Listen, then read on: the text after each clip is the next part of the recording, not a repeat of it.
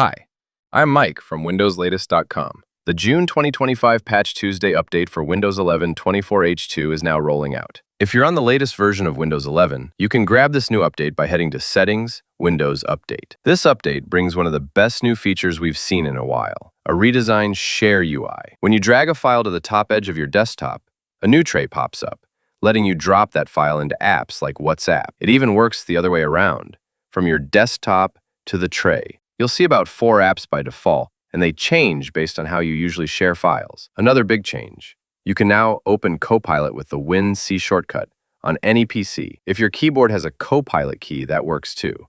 And if you hold Win+C for a few seconds, Copilot enters press to talk mode. Just speak, and it listens. There's also a brand new resume feature. It lets you pick up where you left off on another device. Say you opened a Word file on your phone, then locked your PC.